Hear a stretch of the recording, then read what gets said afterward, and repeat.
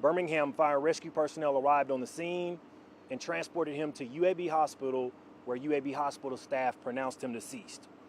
The preliminary investigation has revealed the following. We believe a shootout took place right here in the intersection of 25th Street North and 7th Avenue North. Multiple different calibers were fired during the shootout.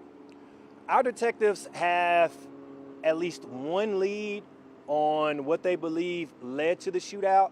However, we have not confirmed that. So we don't want to release that to the public yet because we haven't confirmed it. But we do have at least one lead that we're going to investigate.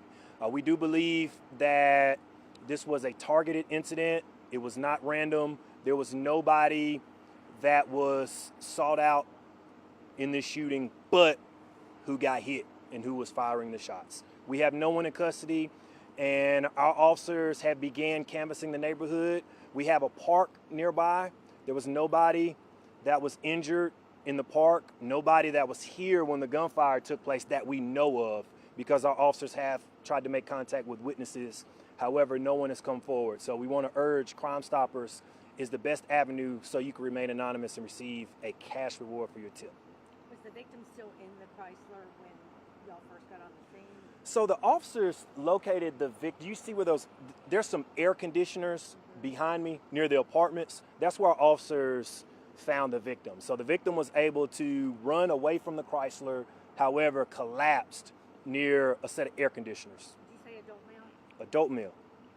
I counted at least 40 rounds. How many?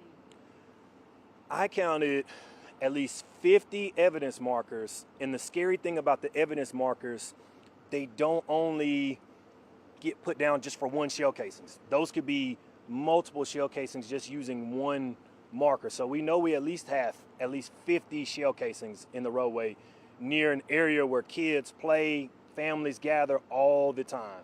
At initial glance, can you tell how many different weapons? You said multiple. We're looking more than two.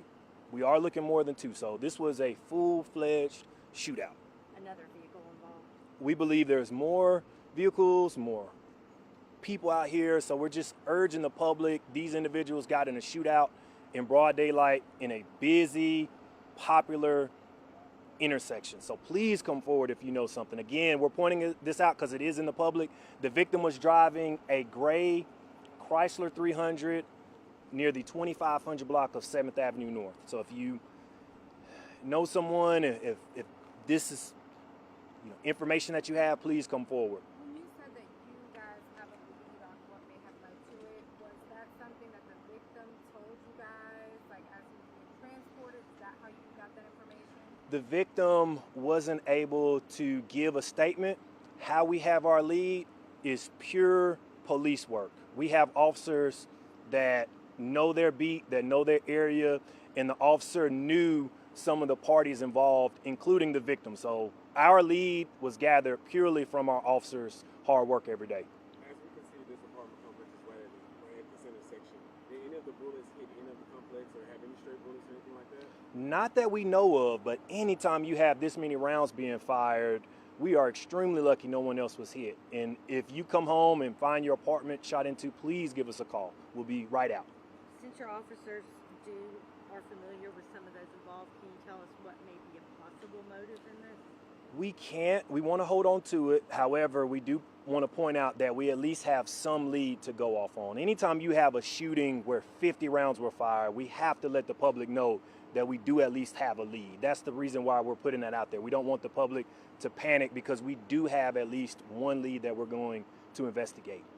You know, the last major holiday was Juneteenth, and we were on the other side of the street at this corner right here for a shooting. And now it's the 4th of July, we've got another shooting on a holiday, and it's the same area. I mean, is this a hot spot you guys are looking at right now? And, just it being a holiday, what are you guys, can you comment on that? I think it just has more to do with just it's such a populated area. However, you brought up a good point because just yesterday we returned to Avondale where we had visited 2 weeks prior to that. So what we're seeing as a department is certain situations keep reoccurring, the same themes, and that's the message that we want to get out to the public. We as a community, we have to start making a change in how we live our daily lives because we're seeing the same fact patterns repeat themselves.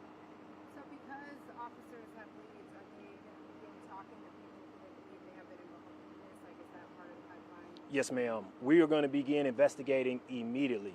And we're thankful that we have the Real-Time Crime Center. Hopefully we can tap into some resources we have with the Real-Time Crime Center. However, no resource is greater than the community. So if the community has any information, once we put out who the victim is, please come forward and we need your help.